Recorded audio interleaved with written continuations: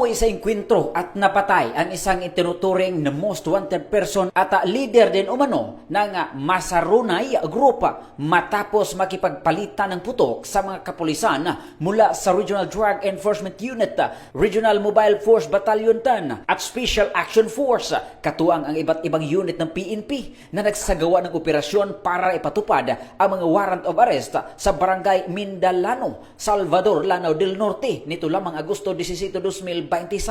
Patay ang target na si Khalid alias Talib Masarunay, leader ng Masarunay Group na sangkot umano sa iba't ibang krimen sa Northern Mindanao at kalapit na rehiyon. Si alias Talib ay nakatala bilang number 7 most wanted person na mayroong 7 bilang ng murder at isang frustrated murder. Ayon sa Police Intelligence, taong 2016 pa raw, nabalita ang kanyang mga illegal na gawain tulad ng illegal na kalakaran ng droga, gun for hire activities at pagbibigay umano ng pinansyal na suporta sa mga personalidad na may kaugnayan sa grupong Dawla Islamiyah Mauti. Sa pagpapatupad ng mga warrant, unang nagpaputok ang sospek sa mga umarestong pulis.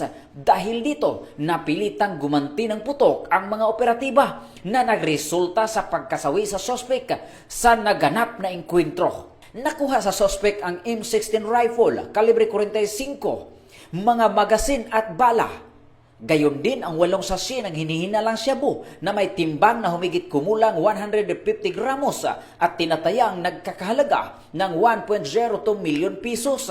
Dinala ang mga nakumpiskang armas, bala at hinihinalang illegal na droga sa Lanao del Norte Forensic Unit para sa pagsusuri. Ayon kay Police Regional Office ng Director, Police Brigadier General Christopher N. Abrahano, patuloy ang pagtugis sa mga kasamahan ng sospek na tulad niya ay armed and dangerous. Mula dito sa Campo Alagar, ako po ang inyong Police News Network correspondent mula sa Regional Public Information Office ng Police Regional Office 10, Corporal Joel Lazaro Subsuban, alagad ng batas, tagataguyod ng Balitang Pulis.